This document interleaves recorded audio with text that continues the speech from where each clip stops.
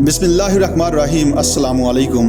बीमारी और थकावट के बावजूद कायद-ए-आज़म मोहम्मद अली जिन्ना के प्राइवेट सेक्रेटरी जनाब के.एच. खुर्शीद साहब लिखते हैं, कायद की बीमारी का सारी दुनिया को इल्म था। 1945 में ऑल इंडिया मुस्लिम लीग का सालाना इजलास हुआ ही नहीं था कि कायद-ए-आज़म पर बम्बई से दिल्ली आते हुए रास्ते में दिल का दौरा पड़ा और वो बीमार पड़ गए। इन्हें निमोनिया हो गया। इससे पहले 1942 में वो मद्रास के इजलास में शिरकत करने गए थे तो भी बीमार हो गए। वक्तन फ़वक्तन इन्हें ये तकलीफ़ होती रहती थी। वो कश्मीर भी इसलिए गए थे कि डॉक्टरों ने इन्हें सेहत अफजा मकाम पर जाकर आराम का मशवरा दिया था। मेरे ख्याल में कांग्रेस वालों और बरतानवी हुकूमत की इंटेलिजेंस को कायद-ए-आज़म की बीमारी के बारे में मुकम्मल तौर पर मालूमात थी। इसके अलावा कायद-ए-आज़म के डॉक्टरों में एक मुसलमान, एक अंग्रेज़ और एक पारसी शामिल थे।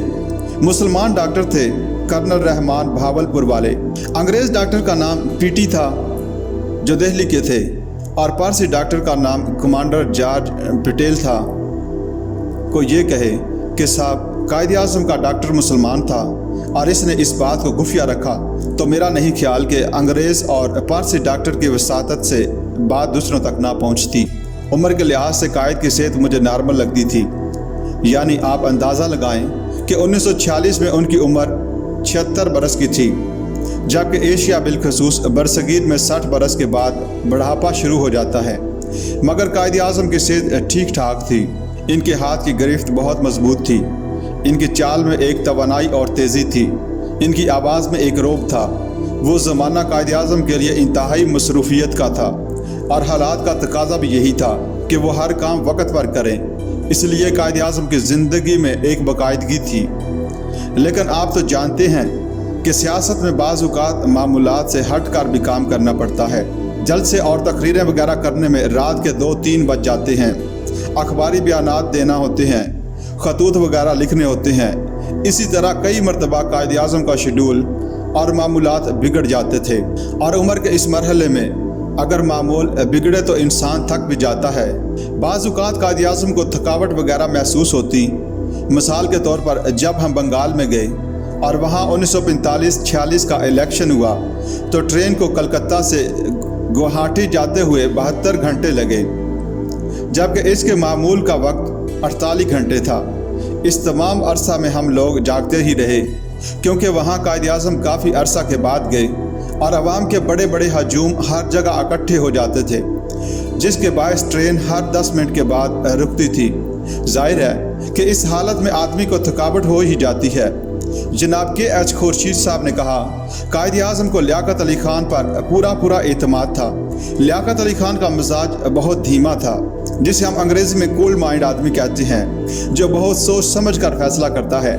मेरे इल्म के मुताबिक कायद-ए-आज़म हर अहम मसला पर इनसे मशवरा करते थे। अलबत्ता एक वाक़या हुआ था जब लियाकत डिसाई पैकेट हुआ था। इसके मुताबिक बहुत कोशिश की जा रही थी कि मरकज़ में ऐसी हुकूमत कायम हो जो जंग के ख़त्म होने तक अंग्रेज़ के मातहत हो और फिर जंग के बाद हुकूमत कोई फार्मूला बनाकर बरतानिया से इक़्तिदार हासिल कर ले। इस वक्त कायद-ए-आज़म बम्बई में थे और लियाकत अली खान दिल्ली में थे। वो भी असम्बली के मेंबर थे और भोला भाई डिसाई भी असम्बली के मेंबर थे। भोला भाई वैसे भी बहुत अहले इल्म थे, मुदब्बर, तालीम याफ्ता, बहुत अच्छे फ़ारसी दान और वसीउल क़ल्ब किस्म के इंसान थे। कांग्रेस के अंदर एक ऐसा तबका पैदा हो गया था कि 1942 में उन्होंने जो एजिटेशन शुरू किया था, इसकी वजह से कांग्रेस को नुकसान पहुंचा और उसे इक़्तिदार में आने की कोशिश करनी चाहिए। भोला भाई ने जो फार्मूला पेश किया वो एक लिहाज से मुस्लिम लीग के मौक़िफ़ को तस्लीम करता था। इसमें बुनियादी असूल ये था कि मुस्लिम लीग और कांग्रेस से बराबर के नुमाइंदे लिए जाएं। लियाकत अली खान इसकी हामी भर ली, मगर जब कायद-ए-आज़म के नोटिस में ये बात आई तो उन्होंने इसका सख्ती से नोटिस लिया और कहा कि मैं इस किस्म का कोई फार्मूला कबूल नहीं कर सकता और मुकम्मल आज़ादी के बगैर मुझे कोई शक्ल मंजूर नहीं। जाहिर है कायद-ए-आज़म और गांधी जी की मंजूरी के बगैर फार्मूले को अमली शक्ल नहीं दी जा सकती थी, लिहाजा ये मनसूबा ड्रॉप हो गया।